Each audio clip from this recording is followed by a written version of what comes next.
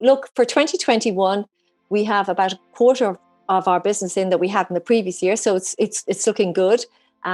So I think here I am being honest with you, and I am honest. I think I'll break even in 2021, and I think there'll be a great future for any travel agents that are left in 2022. The Architects of Business, with EY Entrepreneur of the Year, telling the inspirational stories behind Ireland's most successful entrepreneurs. Hello and welcome to the Architects of Business, made in partnership with EY Entrepreneur of the Year, where you will hear the inspirational stories of some of Ireland's most successful entrepreneurs. I'm Sonia Lennon, broadcasting remotely at this time, and on this week's show I chat with Mary McKenna, the founder of Tour America, an Irish travel company dealing with the extraordinary challenges brought up by COVID.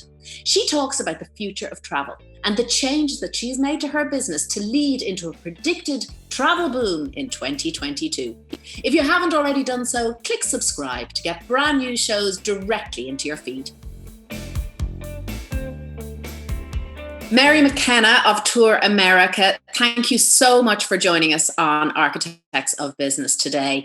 It's not my first time talking to you, but we thought we would bring you back in today to talk a little bit more about your story and, more importantly, your industry, the travel industry. At this time in its evolution, there is so much to discuss, but I think it's only fair to our listeners to just take a little roll back in time and tell us a little bit about how Tour America started. You know, it's really funny that you asked this question, Sonia. I'm actually going to be 25 years in business next month. So I have done a huge amount of reflection over the last 6 months and thinking back about starting a business. And I started a business from my home in my sitting room with no money, had a great idea, had done my market research and grew a business over the years. And, you know, I thought it was going to go like this, a straight line. And what's happened is gone up and down and up and down. And I think it's really important that you can have a good idea and grow a business, but to be resilient and agile are the most important lessons I've learned. And I have been knocked to the ground and to pick yourself up all the time. And it's been fun. I've enjoyed it. I love what I do. And it's a business that, you know, we sell dreams. We sell holidays to the States and cruises. And I know I told you this story, but Cruise Holidays started after September the 11th, where I thought I'd lost my business overnight because business stopped for 3 months. And I'm now reflecting on that time now, thinking, actually, that wasn't so bad. And how we started Cruise Holidays because I had to let go of staff, and that really got to my core values and dug deep, and we started Cruise Holidays, and Cruise Holidays ended up being the number one seller of cruises on the island of Ireland, and we turned over 6 million on cruises alone. And to go through then, and a cruise ship sinks, you know, and that business went down again, and then ash cloud, and then hurricanes, recession, you know, dealing with the recession and how we dealt with it. So plenty of experience. Do I look a bit battered to you? No, you're looking okay. You look contemplative, strategic and reflective, and I would expect no less. I have to ask you, though, this idea that any business could be linear through an unmanageable world, external world. Do you think that was a function of naivety at the time when you started? Yes, absolutely. Without a doubt, I had no idea what was ahead of me. And I think I have really matured and grown with the business and educated myself along the way. And that's why when we talk about COVID and the way it's hit business, how I have to say, in one sense, while my industry is decimated, really how, as a business, we prepared for it. And that's based on past experience of things going wrong and learning. So, you know, I'm one of these grafters who've actually learned from experience, and nothing does experience you in business as an SME for what is ahead right now. But I think we've done all the right things and coped, and the company's deep enough to get through it. But again, the experience has helped me prepare. Not that I knew this was going to happen, but prepare for events like this. So I guess experience of crisis leaves you on a better footing to deal with the next blow. Yes, exactly. And I just have to tell you, when this all happened in March, Sonia, to be honest, uh, I had 2 incredibly stressful weeks. And I always think I was like this swan on the river, looking very calm on the outside. And underneath it all, my feet were going mad, because you have so many things to deal with when things don't go right and business doesn't go the right direction. In particular around your staff and dealing with human beings and managing them, and it's been a very stressful time for teams and people.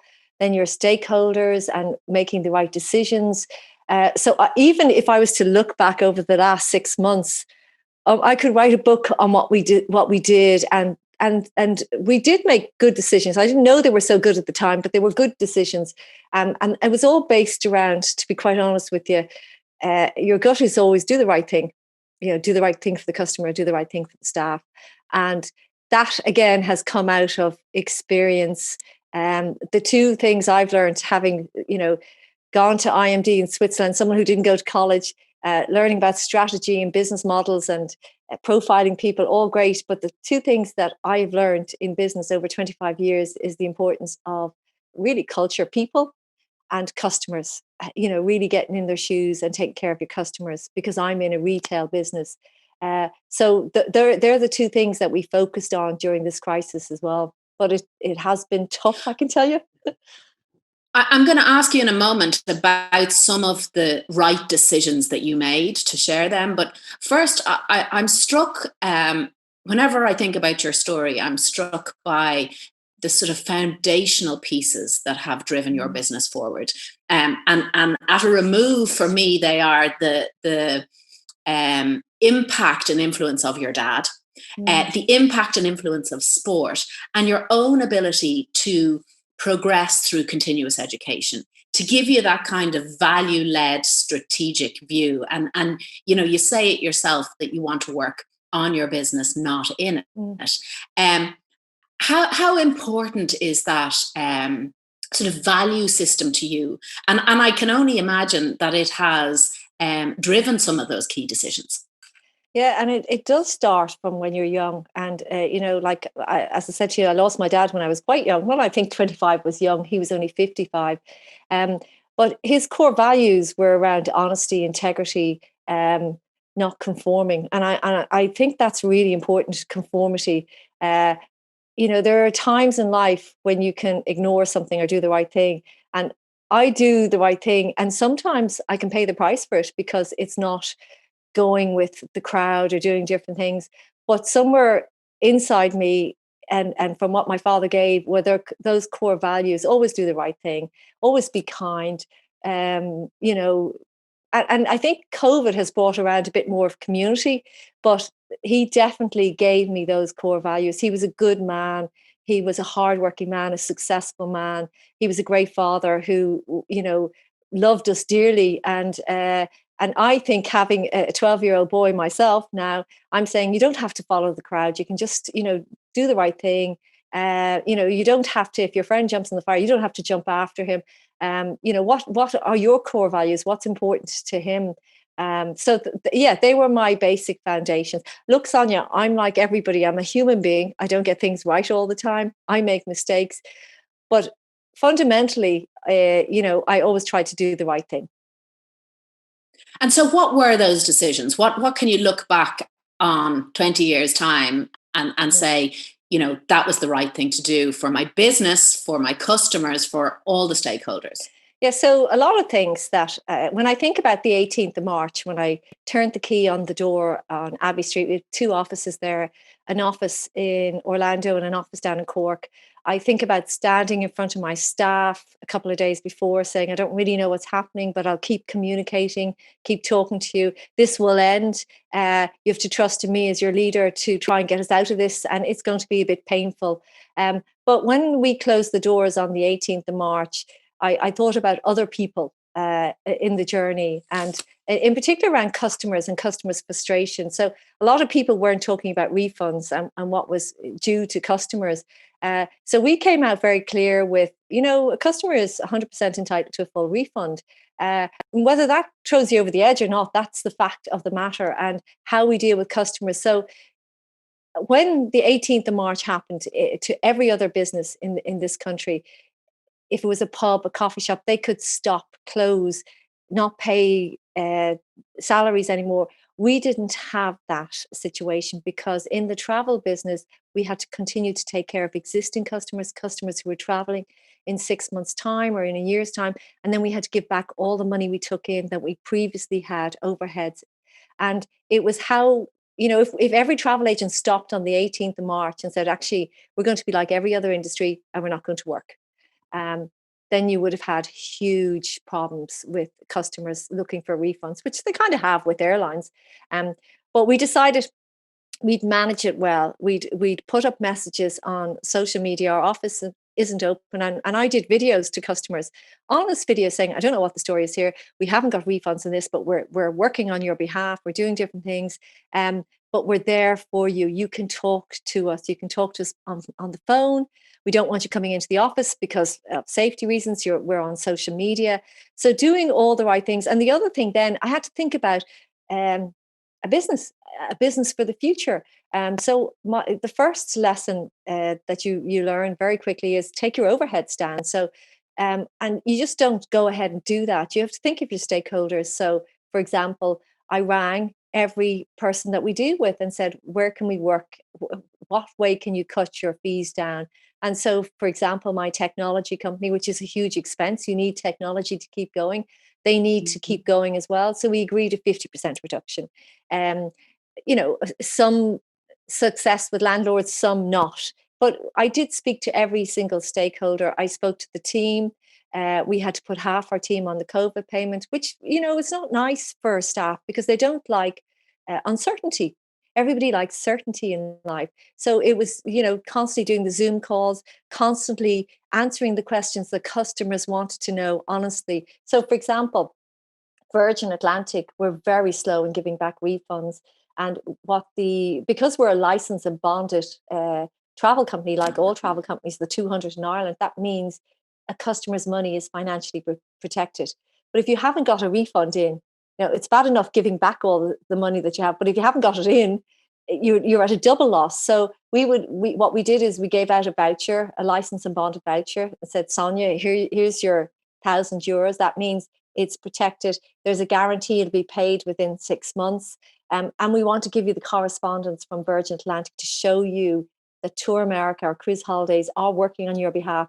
Here's the date they said, or they said 120 days. So we were transparent. And actually, that's all people wanted was tell me what's happening, talk to me, and let me know. And I think we did that very well. And we had very good comments on Facebook.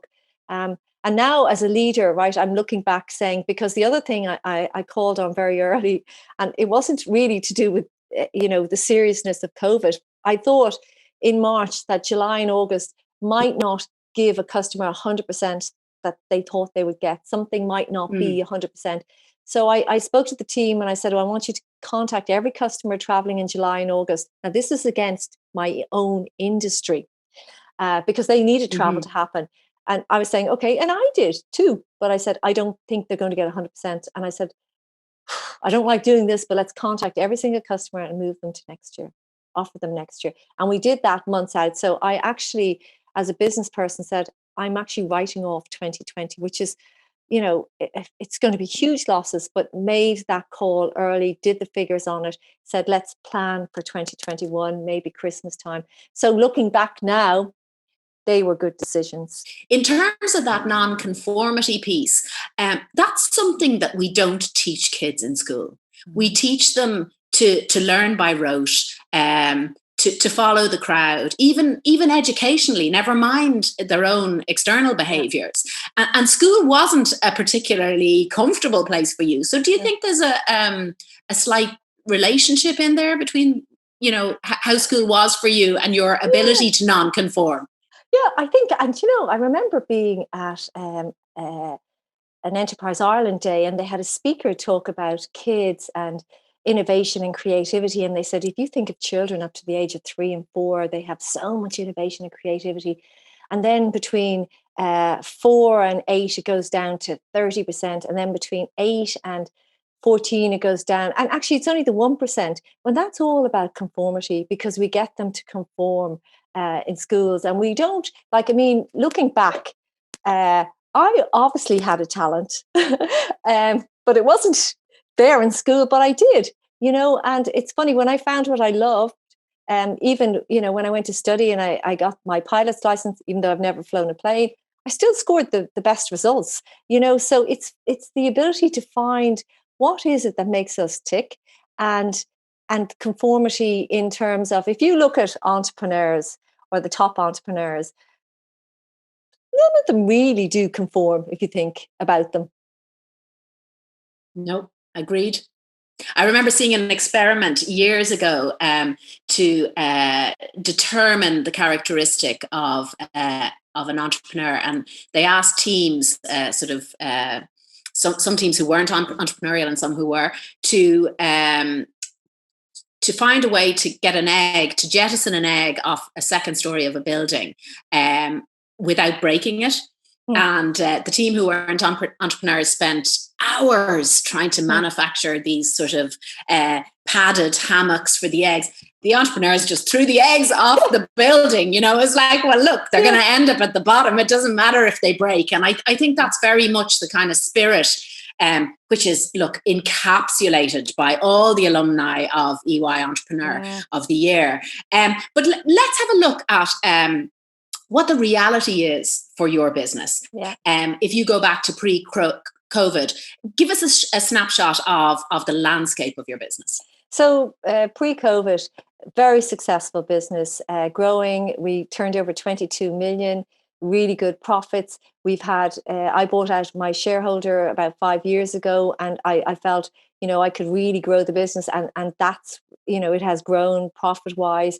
So, and it has been profitable since day one. The first year of business, Sonia, I turned over in 1996, £3 million.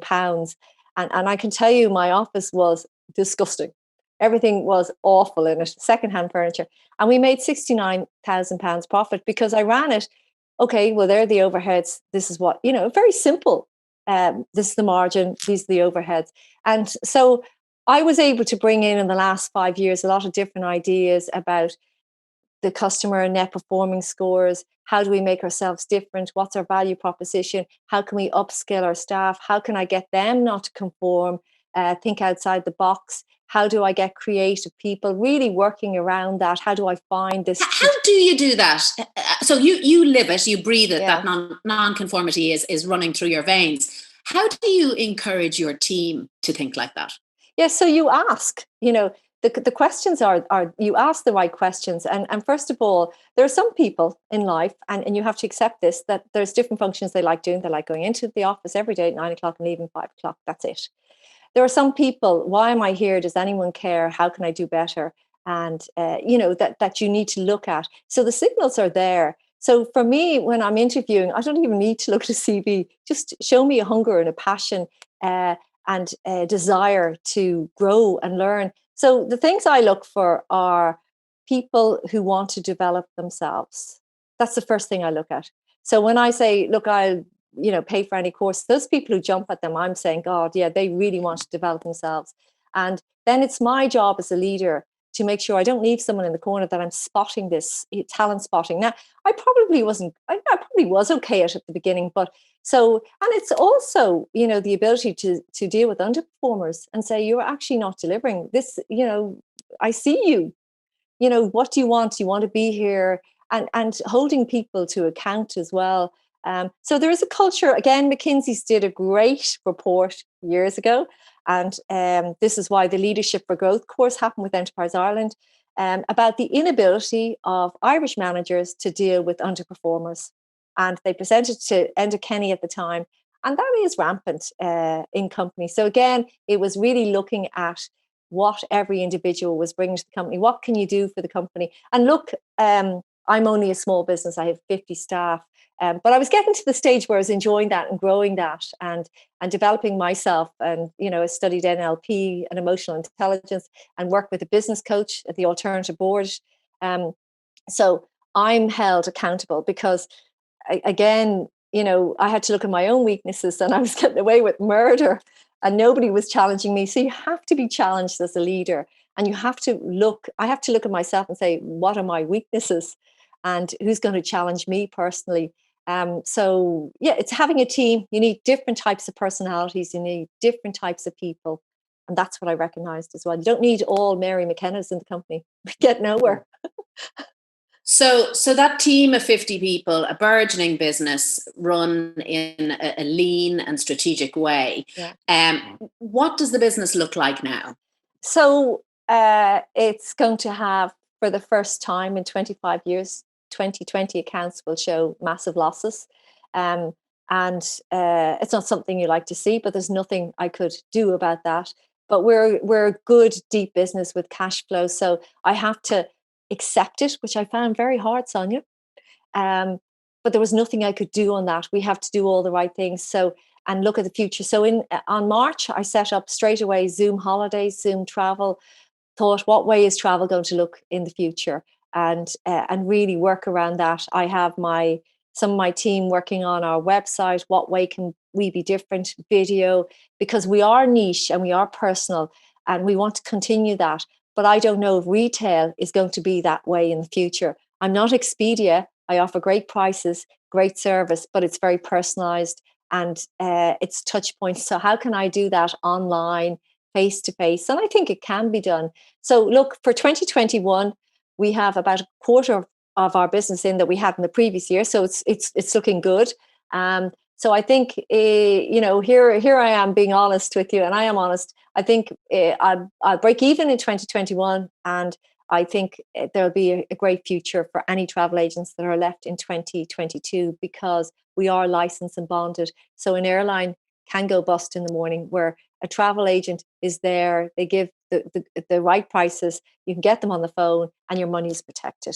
So I think that message never got out before.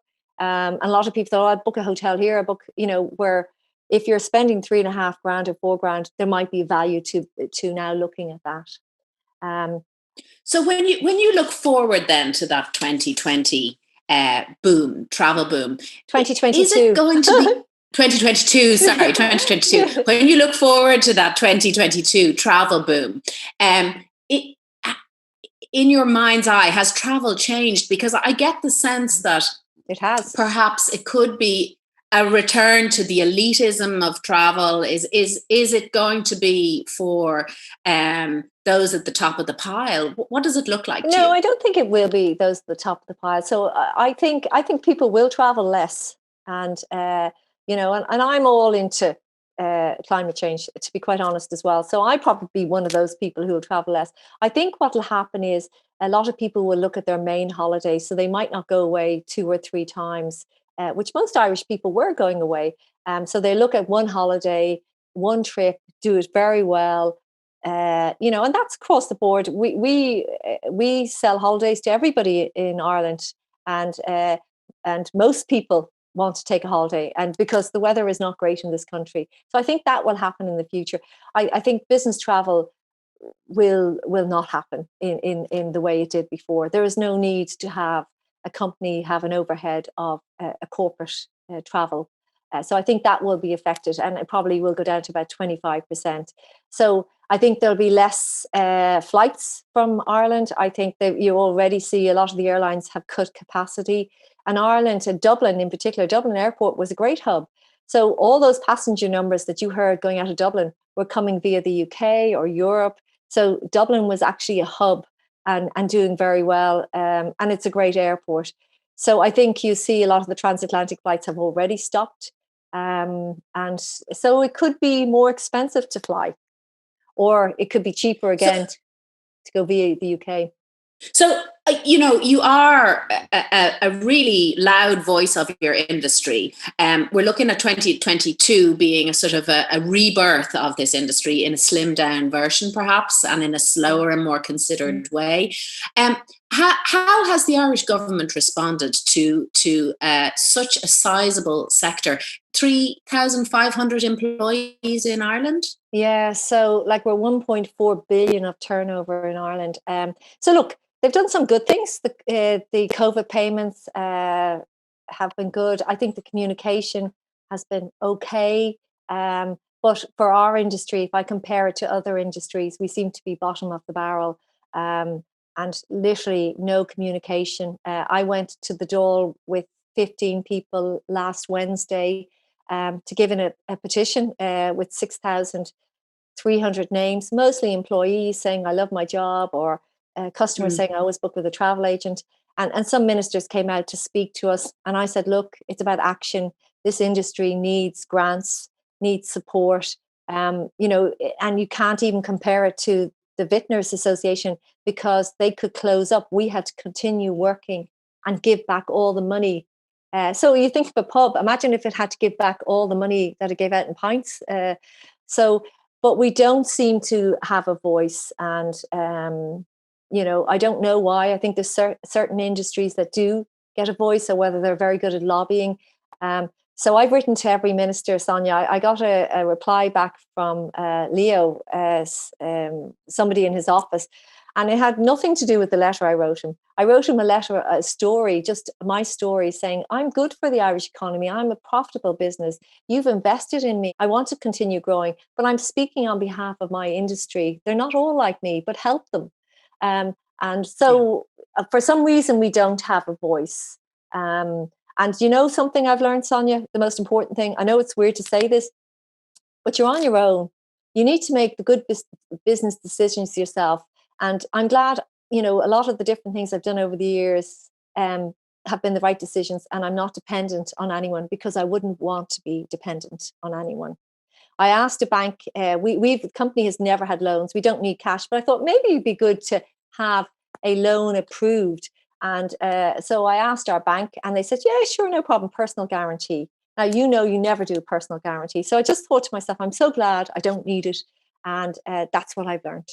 You're on your own. Well, amazing. I suppose we cannot not address the fact that the name of the company is Tour America. Oh, sure. And America is in a very fragile state at the moment. How does that work for you? And I know you're sort of building the company for its future profile. Are you concerned about the political state and the social state of the States at the moment? I am. I'm very concerned. I watched Donald Trump with the California Governor Gavin last week or this week, and when he said to him, clearly huge amount of fires in California at the moment, more than they've ever had, and he said, he doesn't believe in climate change. I mean, that's really awful to see, and as a leader of a country like America, it's just. He's a narcissist, as far as I'm concerned. He just really cares about himself. But I do think, hopefully we have a new leader there. And but I don't know. I do think there's parts of that country that are very black and white. It's quite incredible to see when you go there. And then there are parts that are just fantastic. And California is a great state to go to. And New York, Irish people love it. There's nothing that's changed there. Florida, the Universal parks and Disney parks are great for customers, and Irish people really like it. I don't see that changing. I think a lot of people think about him as a leader, and it makes them think about going to that country. I hate saying it because this is my business, but that's a fact of the matter. So I suppose your business is very sort of laser focused on the key destinations within the States, as opposed to a broad sweep across it, which is in a way, I suppose, your insurance policy to stay relevant to your customers. And there's a demand for that during this. Yeah, and that's what it's all about. Have you seen a benefit of the network, the EY Entrepreneur of the Year network during this time? Yeah, so I describe them as my tribe, and when I described how necessarily I didn't fit in school, but when I go away with these guys and I see them on WhatsApp, They are so supportive to each other, and very supportive to me personally as well. So I just find the group, I don't know how, but they are kind, good people who really watch out for each other. And I think that's incredible. And it's just like as if you took the best people in the world and put them in this group. They're very kind and they watch out for, they have everybody's back.